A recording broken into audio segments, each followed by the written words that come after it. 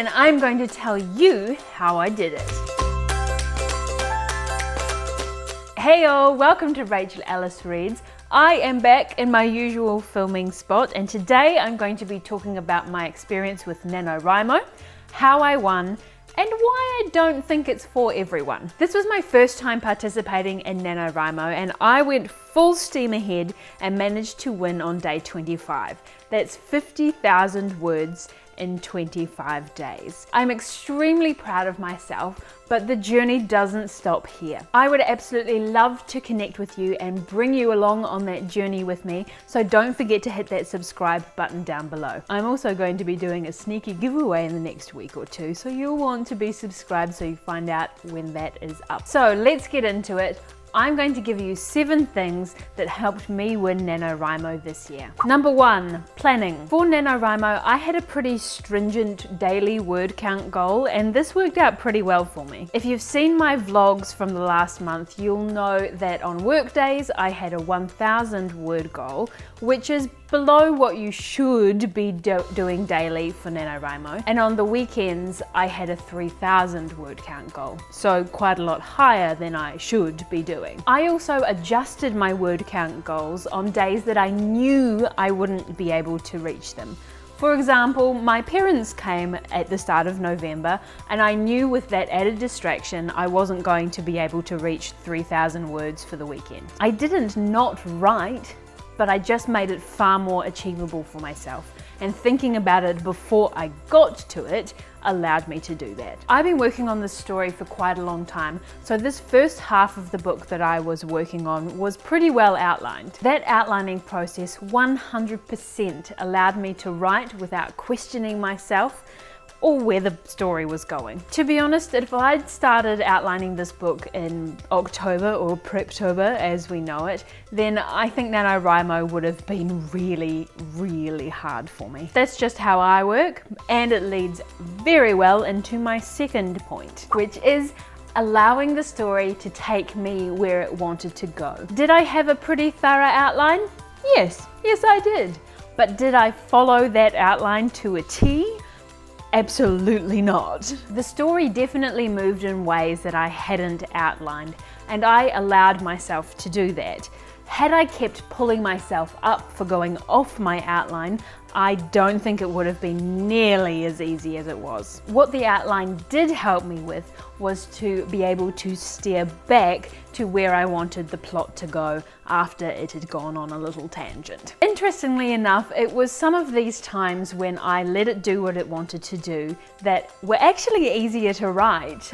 Some of the parts where I had outlined really well just were really, really difficult. It was a little bit like pulling teeth. Go figure. This once again leads me to the third thing that helped me win, and that is no editing. You legit just can't edit. There were parts where I knew that I was writing a whole heap of crap, but I just kept going. I was after words on the page, fleshed out ideas, not a publishable book. In saying that, I did occasionally go back and restructure a sentence that took a different turn, or to change a word where I knew that I'd completely misspelled it or used the wrong word. Funnily enough, I'd found myself going back to change words which were just not the words that I had intended them to be. I think I went back and I had written closed when I was talking about clothes. Just a sign my brain was going faster than my hands, I think, and I fear I will find a few of these when I go back. Number 4, incentives. Now I had a reward for every 5,000 words, which was pretty generous to myself, but funnily enough, these weren't necessarily the rewards that really, really motivated me. If you've seen the vlogs, you'll know what motivated me, and that is stickers. I gave myself a sticker every day that I reached my word count goal. And here it is, guys. This is my sticker chart. I have a sticker for every single day that I reach my word count goal, and that goes up to day 28. I missed out the last 2 because we were traveling overseas. I'd already reached my goal, it's fine. But having a gap in here was just something that I did not want to have, and the drive that it gave me to get there, even when I didn't really feel like it, was actually really quite extreme. So stickers, I'm so motivated by stickers. This one says awesome, this one says great teamwork, this one says leaping ahead, and it's got a frog on it. It's got a frog and it says leaping ahead. They're just great. Excellent job, Rachel. Thank you, calendar. Number 5 is getting up early. My hubby and I have been getting up at 5:30 every morning for a while now, and the point of that is to have more productive time during the day. I found this worked perfectly for Nano because on work days I could be completely done by the time I left the house. That means that when I came home from work, it was relaxed time. There was the odd occasion where I only got, say, 700 words before work, but then there was only 300 left. That's like a 20-minute stint, and who doesn't have 20 minutes?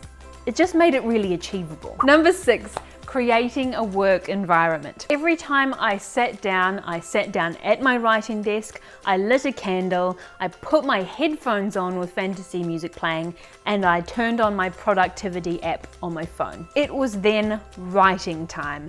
That was my routine, and it worked. I know a lot of people like variety, and especially writers talk about writing in different places to get inspired, and that's 100% cool, whatever works for you.